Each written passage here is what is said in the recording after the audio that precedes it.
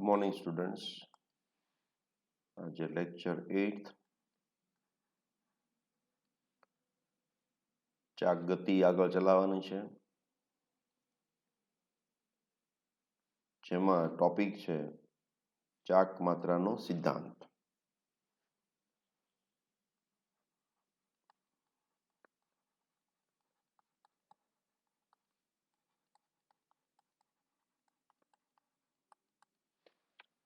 એને સમજતા પહેલા એક હું તમને ડેમોન્સ્ટ્રેશન આપું.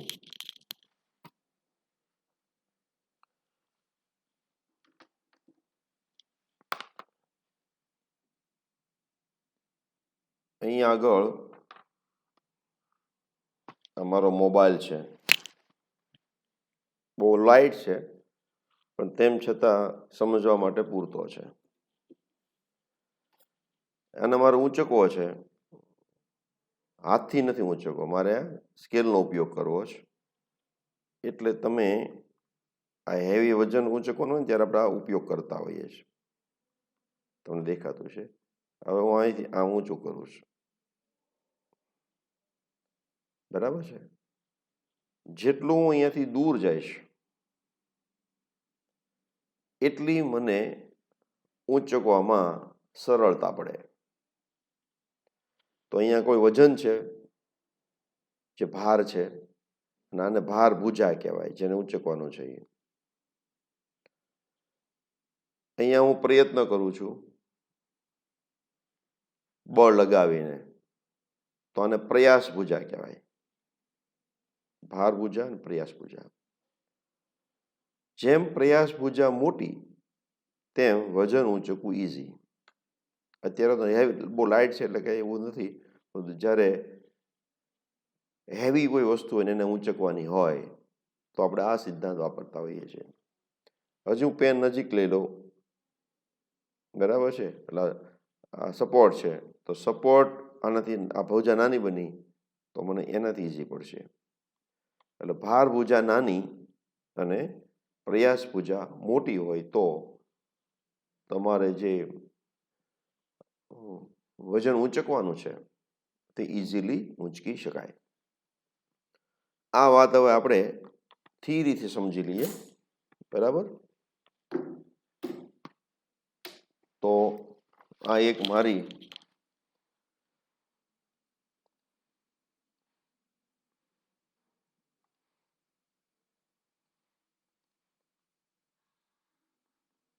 આ રીતે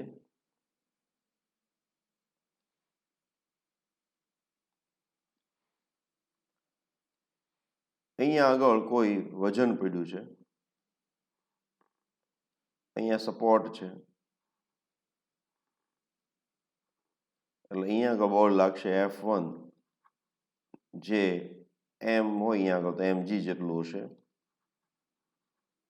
અને આપણે અહીંયાથી પ્રયાસ કરવાનો છે નીચે તરફ F2 બળથી. અહીંયાથી અહીંયા સુધીના અંતરને આપણે D1 કહીએ છીએ, અને અહીંયાથી અહીંયા સુધીના અંતરને આપણે D2 કહીએ છીએ. હવે આ જો સમતોલનમાં હશે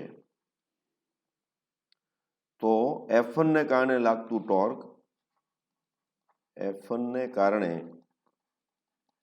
લાગતું ટોર્ક,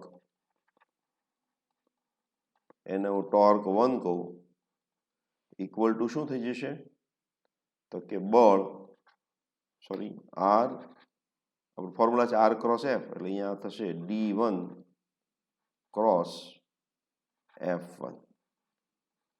પરંતુ તમે જુઓ છો આ 90નો ખૂણો છે, તો આપણે લખી શકીએ ટોર્ક 1 બરાબર D1 F1. અને આને કારણે જે ગતિ ઉત્પન્ન થવાની છે કેવી થવાની છે? તો એને હું ઘડિયાળની દિશામાં છે, સોરી ઘડિયાળની વિરુદ્ધ દિશામાં છે, એટલે આવી રીતે બતાવું છું, જેને હું ઋણ કહીશ. તમે ધન બી કહી શકો, હું ઋણ કહીશ. એવી રીતે F2 ને કારણે પણ ટોર્ક ઉત્પન્ન થશે. ટોર્ક, એને હું ટોર્ક 2 કહું તો એ થશે D2 ક્રોસ F2. એટલે ફરી વાર 90નો ખૂણો છે અહીંયા આગળ, એટલે આ થશે D2 F2. જે ઘડિયાળની દિશામાં ફેરવે છે એટલે એને હું ધન કહીશ. એક અહીંયા લંબ બળ લાગવાનું છે સપોર્ટથી ઉપર તરફ, પરંતુ એ જે લંબ બળ લાગવાનું છે તે ઉગમ બિંદુ સંદર્ભ બિંદુમાંથી પસાર થાય એટલે લંબ અંતર 0 એટલે ટોર્ક લાગશે નહીં. તો આરને કારણે લાગતું ટોર્ક 0.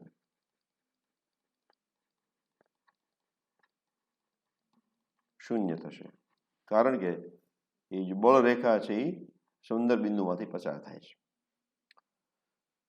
હવે આ સમતોલનમાં છે એટલે આપણે એવું કહી શકીએ, સમતોલનમાં જ્યારે હોય તો સિગ્મા એફ એ 0 થાય અને સિગ્મા ટોર્ક પણ 0 થાય. તો આપણે એવું લખી શકીએ આગળ F1 વત્તા F2 બરાબર આર. આવું લખી શકાય, કારણ કે આર ઉપર તરફ લાગે છે, F1 ને F2 નીચે તરફ લાગે છે. આ કેની ઉપરથી લખ્યું કે સિગ્મા એફ બરાબર 0 છે એના પરથી. અને સિગ્મા ટોર્ક બરાબર 0 થાય તો આપણે લખી શકીએ કે D1 F1 એ ઋણ છે પ્લસ D2 F2 એ ધન છે ઇક્વલ ટુ 0. તો આ બે સમીકરણ બન્યાના સમીકરણ બે જે બન્યા તેની મદદથી આપણે ઘણા બધા પ્રશ્નોનો ઉકેલ લાવી શકીએ.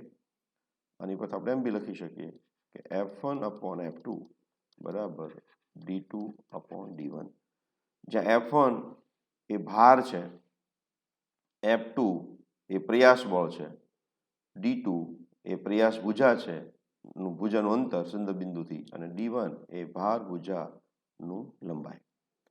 બરાબર છે, પ્રયાસ ભુજાની લંબાઈ.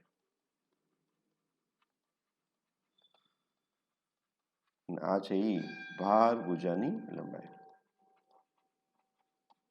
તો જો D2 ગ્રેટર ધેન D1 તો આપણને વધુ કાર્ય મેળવી શકાય. બરાબર છે. તો આનો ઉપયોગ હેવી વસ્તુઓને ઉંચકવા માટે આપણે ઉપયોગ કરીએ છીએ, જેને કહેવાય છે ચાક માત્રાનો સિદ્ધાંત. F1 D1 is equal to F2 D2. આ સિમ્પલ. અને આનો ઉપયોગ કરીને આપણે દાખલાઓ ગણતા હોઈએ છીએ. બીજું નાનકડો ટોપિક છે ગુરુત્વ કેન્દ્ર. ગુરુત્વ કેન્દ્ર. દ્રવ્યમાન કેન્દ્ર અને ગુરુત્વ કેન્દ્ર વચ્ચે આમ કે નાનકડો ભેદ છે. મોટા ભાગે ઓવરલેપ થાય, પરંતુ અમુક કિસ્સામાં ઓવરલેપ થતા નથી. દ્રવ્યમાન કેન્દ્ર, દ્રવ્યમાન કેન્દ્રમાં આપણે શું લઈએ છીએ કે દ્રવ્ય અને આરનો ગુણાકાર લેવાનો, કણનો અને આરનો ગુણાકાર લેવાનો.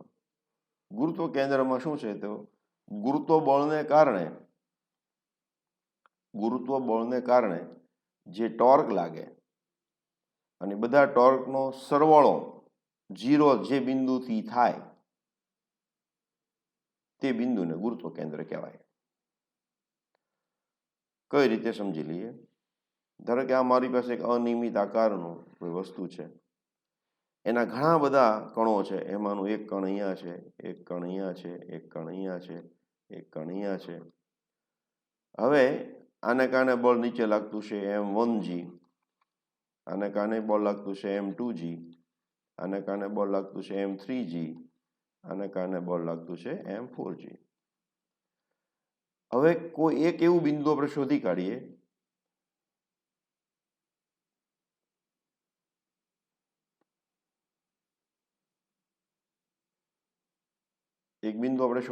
અહીંયા ધારો કે છે અહીંયા આગળ છે, તો અહીંયાથી હું એક આ બધું ખરેખર આ ત્રિપરિમાણમાં છે, આ લંબ થશે, અહીંયાથી બીજું અંતર, અહીંયાથી ત્રીજું અંતર, અહીંયાથી ચોથું અંતર. જો હું એમ કરું કે તો અલગ અલગ ઘણા બધા કણો છે, એ બધા માટે હું સિગ્મા RI ક્રોસ MIG કરું અને જો 0 થઈ જતું હોય તો આ બિંદુ છે એને મારા ગુરુત્વ કેન્દ્ર કહેવાય, સેન્ટર ઓફ ગ્રેવિટી. શું કહેવાય? દ્રવ્યમાન કેન્દ્ર એટલે ગુરુત્વ કેન્દ્ર એટલે શું? Centre of gravity. બરાબર છે, આવું થવું જોઈએ. દ્રવ્યમાન કેન્દ્ર માટે શું હતું તો કે મારે આ જે બિંદુ છે એને મારે દ્રવ્યમાન કેન્દ્ર તો જ કહી શકાય તો કે M1R1 લેવાનું પ્લસ M2R2 લેવાનું બધા કરવાના અને ડિવાઈડ બાય હું ટોટલ માસ લઈ લઉં અને જે આવે એને RCM કહેવાય. RCM ના યામ હશે. અને આ બિંદુ જે છે એ 0 થઈ જતું આના સાપેક્ષમાં તો એને શું કહેવાય? Centre of gravity. હવે સેન્ટર ઓફ ગ્રેવિટી ઉગમ બિંદુ પાસે લઈ લઉં. શું લઈ લઉં? ઉગમ બિંદુ પાસે. તો આને મારે 0 કહેવાય તો એનો અર્થ એવો થાય સિગ્મા MI RI હું કરું તો 0 આવવું જોઈએ. જો આ પણ 0 આવે ને આ પણ 0 આવે તો સમજવાનું કે દ્રવ્યમાન કેન્દ્ર છે એ જ ગુરુત્વ કેન્દ્ર છે. ગુરુત્વ કેન્દ્ર છે એ જ દ્રવ્યમાન કેન્દ્ર છે. પરંતુ આ 0 ન આવે તો સમજવાનું કે દ્રવ્યમાન કેન્દ્ર અને ગુરુત્વ કેન્દ્ર અલગ અલગ છે. એટલે આવી રીતે ગણતરી કરીએ અને 0 લાવવાનું, આવી રીતે ગણતરી કરીએ અને 0 લાવવાનું. જો 0 0 આવી જાય તો સમજવાનું બંને એક છે. મોટા ભાગે આવશે. એટલે નાના પદાર્થો હોય તો ગુરુત્વ બળ તમે જો અહીંયા ગુરુત્વ બળ લાગે એટલું અહીંયા ગુરુત્વ બળ લાગતું, અહીંયા એટલું લાગતું હોય એટલું લાગતું હોય એટલે તમે જી વડે ગુણો કે મોટો કાંઈ ફેર પડવાનો નથી. પરંતુ જો પદાર્થના અલગ અલગ ભાગમાં ગુરુત્વ બળ જુદું જુદું હોય તો આવું બનશે નહીં. બંને કેસમાં 0 નહીં આવે. આ કેસમાં કે આ કેસમાં 0 આવશે નહીં. ક્યારે? કે જીની કિંમત જુદી જુદી હોય તો. હવે આપણે જાણીએ કે નાની વસ્તુ હોય તો જી બધા માટે સરખો જ. કે મોબાઈલ છે તો મોબાઈલના દરેક બિંદુ પાસે જી સરખો લાગતો હશે. પણ વસ્તુ મોટી બનાવતો જાઉં અને હું ધારો કે માઉન્ટ એવરેસ્ટ લઉં તો માઉન્ટ એવરેસ્ટની પીક ઉપરનો જીની મૂલ્ય ઓછું હશે, નીચે વધારે હશે. કારણ કે પૃથ્વીથી જેમ દૂર જેમ જીની વેલ્યુ ઘટતી જાય. તો માઉન્ટ એવરેસ્ટનો ગુરુત્વ કેન્દ્ર અને દ્રવ્યમાન કેન્દ્ર અલગ અલગ હશે. એવું સમજવા? તો એક ખાસ સ્ટેટમેન્ટ યાદ રાખવાનું, જો પદાર્થ નાનો હોય તો દ્રવ્યમાન કેન્દ્ર નું સ્થાન ગુરુત્વ કેન્દ્ર પાસે હોય અથવા વાઇસ વર્સા, ગુરુત્વ કેન્દ્ર પાસે હોય. બરાબર?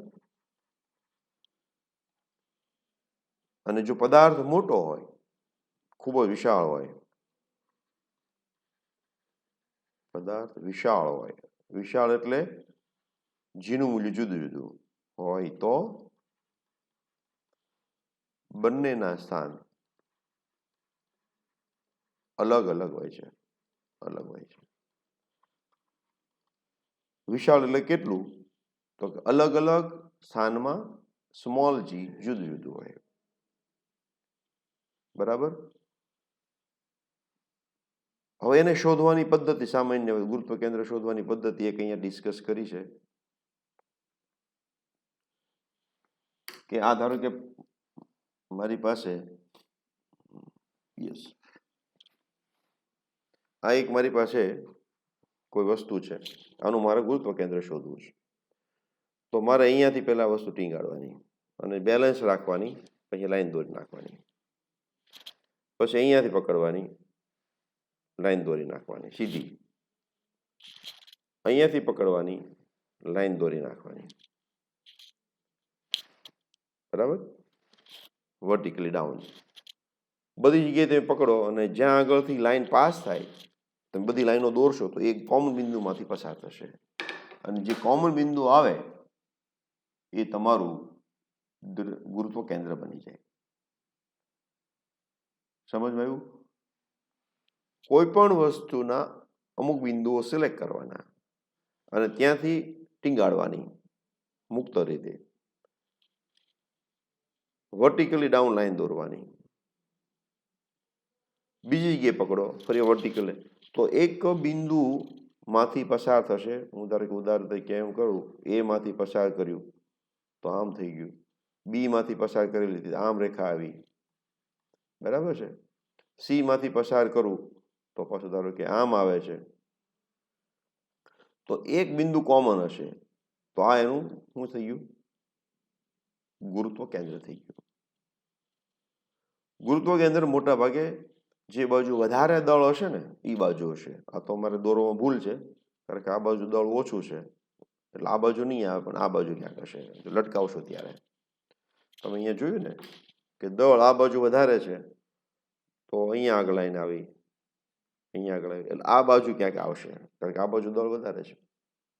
આ બાજુ તો છે જ નહીં, આ બાજુ છે જ નહીં, બરાબર છે. અને આને ગણો તો આ બાજુ દળ વધારે છે, એટલે અહીં આ બાજુ આવશે. આ બાજુ દળ ઓછું છે, એટલે આના કેન્દ્રમાં ન આવે, પણ આ બાજુ આવશે, કારણ કે અહીંયા દળ વધારે છે, અહીંયા દળ ઓછું છે. તો આવી રીતે આપણે કોઈ પણ પદાર્થ માટે ગુરુત્વ કેન્દ્ર શોધી શકીએ. પણ જો એ સિમેટ્રિક હશે તો દ્રવ્યમાન કેન્દ્ર જ્યાં સિમેટ્રિક હશે તો એનું ભૌમિતિક કેન્દ્ર હશે ત્યાં જ એનું દ્રવ્યમાન કેન્દ્ર. કે બુક છે, બહુ સારી બુક છે, સુધા મૂર્તિ દ્વારા લખાયેલી, વાઇઝ એન્ડ અધરવાઇઝ. તો હું અહીંયા પકડું તો અહીંયાથી પસાર થશે, અહીંયાથી પકડું તો અહીંયાથી પસાર થશે, અહીંયાથી પકડું તો અહીંયાથી પસાર, ટૂંકમાં અહીંયાના કેન્દ્રમાંથી પસાર થશે. કારણ કે બુક કેવી છે? સમમિતિ ધરાવે છે, એટલા માટે જેનું ભૌમિતિક કેન્દ્ર હશે એ જેનું દ્રવ્યમાન કેન્દ્ર હશે એ જેનું ગુરુત્વ કેન્દ્ર હશે, બરાબર. તો આવી રીતે આપણે ગુરુત્વ કેન્દ્ર શોધી શકાય. બહુ વિશાળ વસ્તુ હોય તો જ ગુરુત્વ કેન્દ્ર એ દ્રવ્યમાન કેન્દ્રથી જુદું પડે છે. ઓકે, તો જે આપણે થિયરી ભણ્યા અત્યારે એનો ઉપયોગ કરીને આપણે પ્રોબ્લેમ સોલ્વ કરીએ. 70 સેન્ટીમીટર લાંબો અને 4 કિલોગ્રામ દળના એક ધાતુના સળિયાને બંને છેડે 10 સેન્ટીમીટર દૂર મૂકેલ બે છરી ધાર પર ગોઠવેલ છે. એટલે કે આપણે એક આકૃતિ તૈયાર કરીએ. પહેલા આ એક માની લઈએ સળિયો છે, બરાબર, જેની લંબાઈ કેટલી છે? તો કે 70 સેન્ટીમીટર. અત્યારે તમને લાગશે એટલી બધી વાર લાગે, પણ બહુ ઇઝી છે, પછી ડાયરેક્ટ સ્ટેપ લખી શકાય. 10 સેન્ટીમીટર દૂર, એક અહીંયા આગળ 10 સેન્ટીમીટર દૂર અને એક 10 સેન્ટીમીટર છેડેથી દૂર છે, એટલે આ 10 સેન્ટીમીટર. એવી રીતે અહીંયા પણ 10 સેન્ટીમીટર.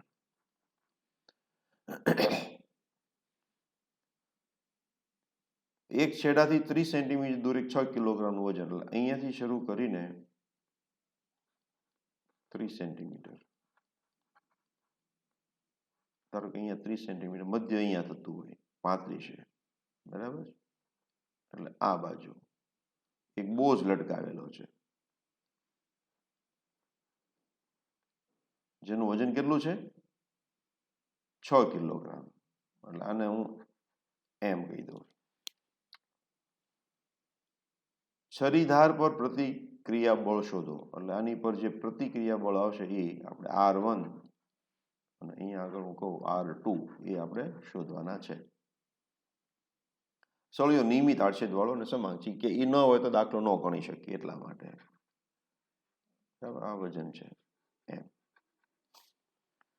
અહીંયા મધ્ય થાય છે, તો જો આ વજન અહીંયા લગાડ્યું હોત તો R1 ને R2 ની કિંમત સરખી હોત, કારણ બંને બાજુ સરખું જ રિએક્ટિવ ફોર્સ લાગશે. તો સળિયો કઈ બાજુ R1 તરફ છે, એટલે અહીંયા આગળ રિએક્ટિવ ફોર્સ વધારે લાગશે, R2 નાનો હશે. હું બિંદુના નામ આપી દઉં. આ ધારો કે હું કહું છું P1 અને આ કહું છું P2, બરાબર. આ બિંદુ નામ આપી દઉં છું Q. સળિયો છે AB. સમતોલનમાં છે, તો સૌપ્રથમ મારે શું કરવાનું? કયા કયા બળો લાગે છે તેની નોંધ લઈ લેવાની. તો R1, તો P1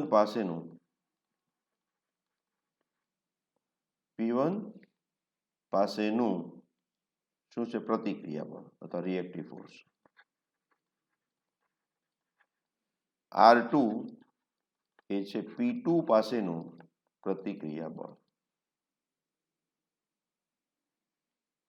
અહીંયા નીચે લાગશે mg, તો જેને હું નામ આપી દઉં W બરાબર છે m ને કારણે ગુરુત્વ બળ, એટલે કે mg. આ બળ ક્યાં લાગે છે? ઉપરની દિશામાં. આ બળ ક્યાં લાગે છે? ઉપરની દિશામાં. આ બળ ક્યાં લાગે છે? નીચેની દિશામાં. અને આ જે સળિયો પોતે જે છે એનું પણ એક બળ લાગશે, એને હું કહી દઉં કેપિટલ mg. W1 અને આને હું આને W2 કહું છું અને આને W1 કહું છું. એ કેટલું થશે? Capital mg. તો કે W1 એટલે કે સળિયાને કારણે ગુરુત્વ બળ. એ કેટલું થશે? Capital mg. એ પણ ક્યાં હશે? નીચેની તરફ. તો પેલા બળ બધા ગણાઈ ગયા, જોવાઈ ગયા. સળિયાને કેન્દ્રમાં હંમેશા બળ લાગે. અહીંયા તો એની ગ્રેવિટી ત્યાં લાગશે, અહીં ઉપર તરફ લાગશે, અહીં ઉપર તરફ લાગશે. તો આપણે એક ફોર્મ્યુલા એવી બનાવી શકીએ કે અહીં સમતોલન હોવાથી આપણે લખી શકીએ R1 વત્તા R2 બરાબર W1 વત્તા W2. આવું આપણે લખી શકીએ. આપણે ગણવાના છે R1 ના R2 બંને, બરાબર છે, W1 પ્લસ W થશે. પરંતુ બેની કિંમત સરખી નથી, એટલા માટે એક ઇક્વેશન ઉપરથી આપણે ગણી શકીએ નહીં. તો આપણે સમતોલન તો કયું લઈશું? હવે ચાક ગતિ સમતોલનનો ઉપયોગ કરીશું. હવે ધ્યાનથી સમજો. R1 ને કારણે ટોર્ક લાગે છે. શું થાય છે? R1 ને કારણે ટોર્ક લાગશે, બરાબર. તો હું R1 નું ટોર્ક લઈશું, તો ટોર્ક 1 એ R1 ને કારણે ટોર્ક,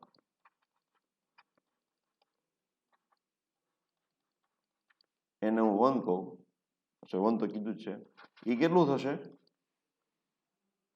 તો આપણે બધા જાણીએ છીએ કે ટોર્ક એટલે શું? બળ ગુણ્યા અંતર સંદર્ભ બિંદુથી. હવે પ્રશ્ન એ ઊભો થાય, તમારે સંદર્ભ બિંદુ કયું લેવું છે? તમે તમારા કોઈ પણ સંદર્ભ બિંદુ લઈ શકો. હું અત્યારે સંદર્ભ બિંદુ તરીકે P1 લઈશ. R1 ને કારણે લાગતું ટોર્ક P1 ના સંદર્ભમાં ગણીએ છીએ. P1 ના સંદર્ભમાં તો બળ કયું છે? તો R1. અને એ બળ ક્યાં લાગે છે? તો સંદર્ભ બિંદુ ઉપર જ લાગે છે, એટલે અંતર 0 થઈ ગયું, એટલે આ ટોર્ક 0 થઈ ગયું કહેવાય. ટોર્ક 1. ટોર્ક 2 એ R2 ને કારણે લઉં, એ કેટલું થશે? તો અહીં R1 થી શરૂ કરીને R2 સુધી, P1 થી શરૂ P2 નું અંતર કેટલું થશે? તો અહીંયા આગળ 70 ટોટલ હતા, કેટલું 70 છે ને કુલ. તો 70 માંથી આ 10 બાદ કર્યા અને આ 10 બાદ કર્યા, 50 સેન્ટીમીટર થશે. કેટલા સેન્ટીમીટર થશે? 50 સેન્ટીમીટર.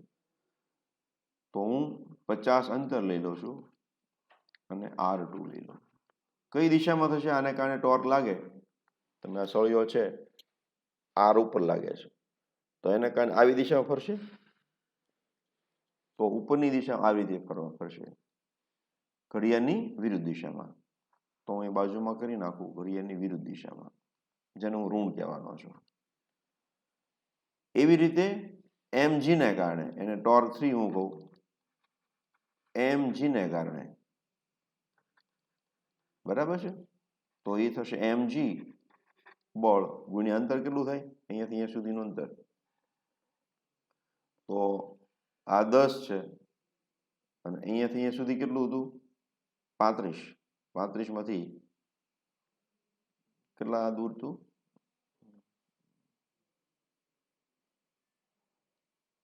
30 સેન્ટીમીટર છે ને, 30 સેન્ટીમીટર છે. એમાંથી આ 10 બાદ કરો એટલે 20 સેન્ટીમીટર વધી.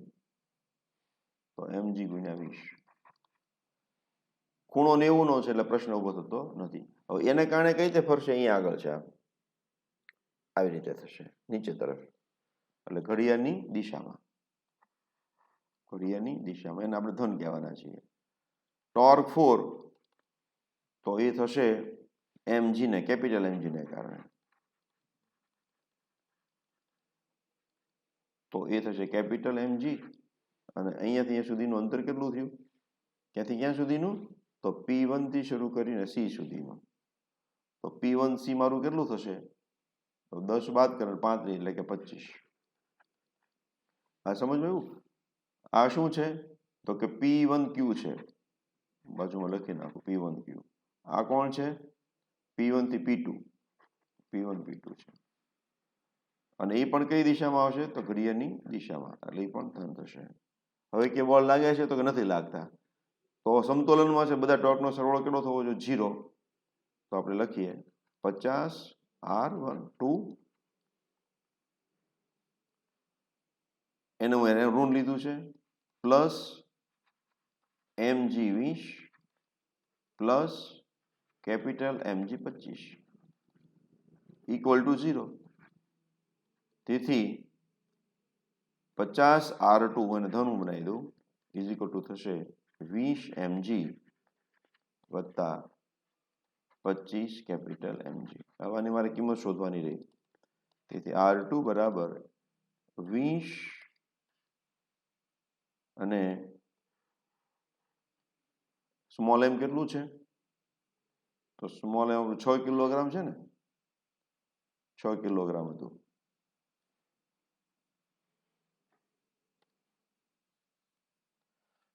તમે જોઈ લો 6 કિલોગ્રામ, અને પહેલા છે 4 કિલોગ્રામની પટ્ટી છે, એટલે 6 કિલોગ્રામ.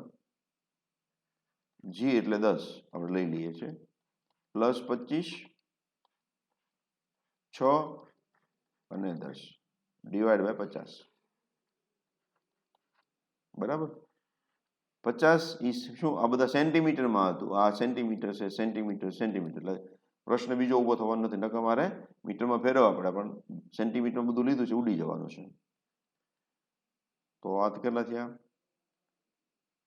6 દુ 12, 1200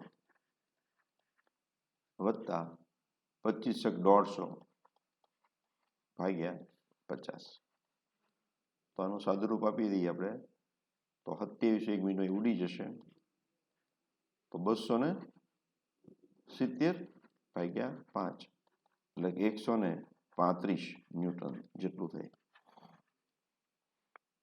135 ન્યૂટન જેટલું થશે. અહીંયા થોડી મિસ્ટેક થઈ ગઈ લાગે છે, આ 6 નથી, અહીંયા 4 હતા, આપણે વાત કરી પણ લખવામાં ભૂલ કરી, એટલે 4 આવશે અહીંયા. એટલે 1500 નહીં આવે, પણ 1500 1000 આવશે, એટલે અહીંયા આગળ 220 આવશે, એટલે આવશે 520 520.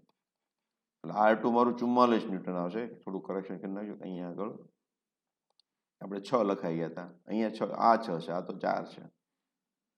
અને હવે જો હું R2 મળી ગયું તો અહીંયાથી કિંમત આપણે R1 ની શોધી શકશું. તો R1 બરાબર શું થાય, W1 એટલે કે M1G mg બરાબર, capital mg small mg divide by, sorry not divide by, minus R2. તો આ કિંમત આપણે મેળવી શકશું. હવે M1 ની કિંમત, m ની કિંમત કેટલી હતી, તો કે 6 ગુણ્યા 10 વત્તા 4 ગુણ્યા 10 ઓછા 44. તો 6 60 અને 40 100 ઓછા 44 એટલે કે 56 ન્યૂટન. ટેક્સની અંદર 9.8 લઈને કર્યો છે, તો તમારે છે જ અહીંયા વેલ્યુમાં ફેરફાર થશે 9.8, પણ બહુ એવી ચિંતા કરવાની નહીં. હવે તમને ઘણી વખત શું હોય છે કે ઓપ્શન્સની અંદર તમને એક્ઝેક્ટ આપ્યા, ધારો કે વેલ્યુ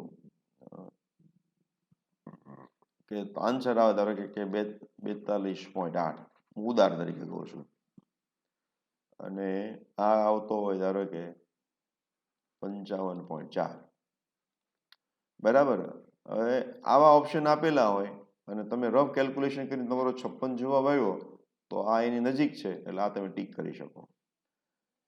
પણ બહુ એવી ચિંતા કરવાની નહીં. હવે તમને પરંતુ જો ઓપ્શન્સ બહુ બધા નજીકના આપ્યા હોય 55.4 ને 55.8 ને 55.2, તો ઓપ્શનની અંદર ડિફરન્સ ઓછો છે તો તમારે એક્ઝેક્ટ કેલ્ક્યુલેશન કરવાની હોય. મોટા ભાગે આવું પૂછાતું હોતું નથી.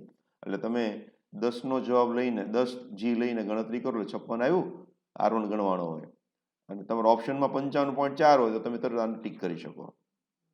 તો ઓપ્શન એવા જ હોય છે નજીકના આન્સરના, એટલે એક્ઝેક્ટ કેલ્ક્યુલેશન કરવાની જરૂર પડે નહીં. એટલે તમારે નિયર વેલ્યુ લઈને કેલ્ક્યુલેશન કરવાની, જેથી કરીને સમય આપણો બચી શકે. બરાબર છે. હવે આનો આ જે પ્રોબ્લેમ આપણે જે સંદર્ભ બિંદુ P1 લીધું હતું ને અહીંયા આગળ ઉપર P1 ની સાપેક્ષે આપણે માપતા હતા. P1 લખ્યું છે પાછું.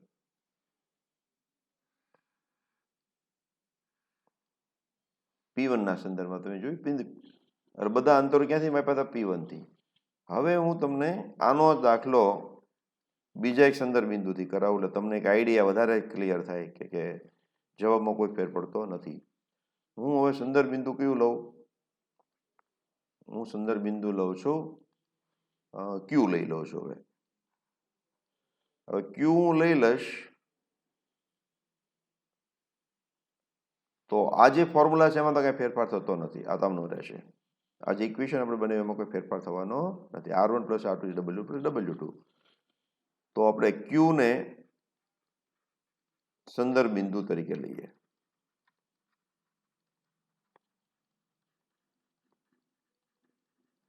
બરાબર છે.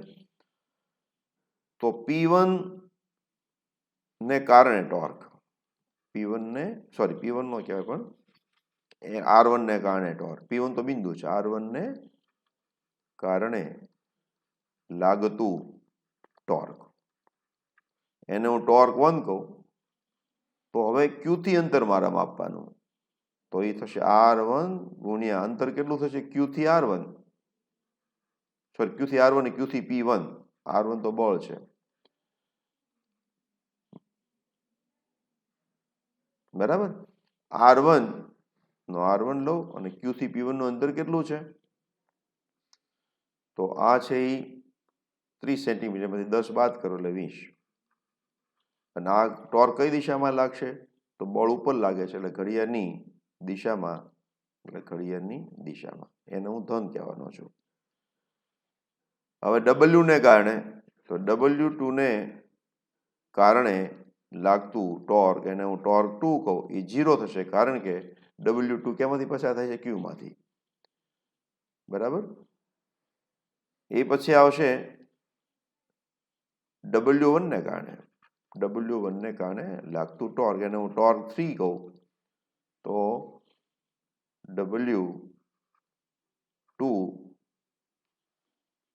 W1 અને અંતર કેટલું થાય છે? 5 સેન્ટીમીટર છે કે નહીં?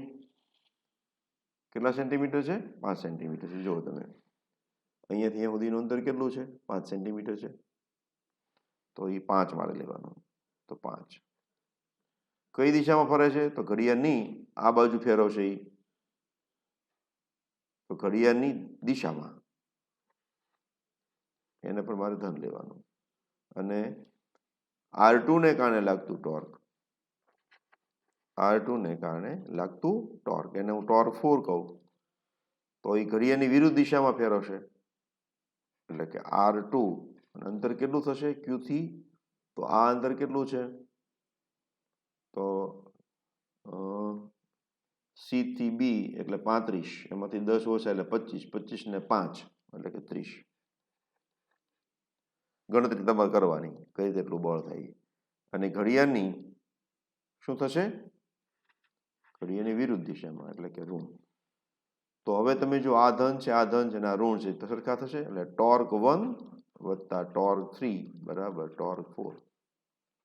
ટોર્ક 1 એટલે કે R1 ગુણ્યા 20 બરાબર ટોર્ક 3 એટલે કે W1 ગુણ્યા 5 વત્તા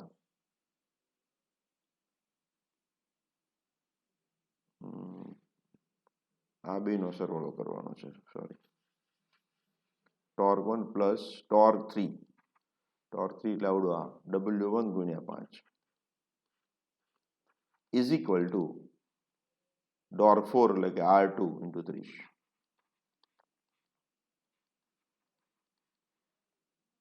બરાબર.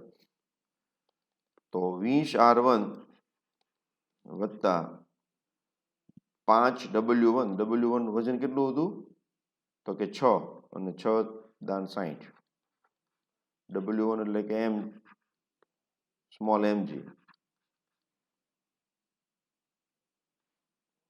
સ્મોલ mg ની કેપિટલ mg, અને આ 4 છે એટલે 4 દાન 40 થશે, ફરીવાર ભૂલ પડે, ઇક્વલ ટુ R2 30 R2.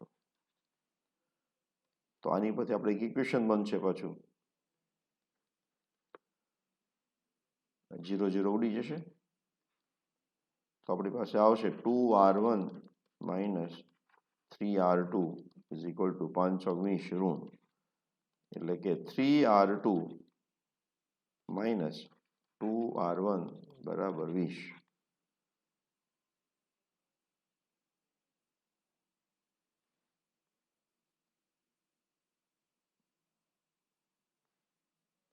બરાબર.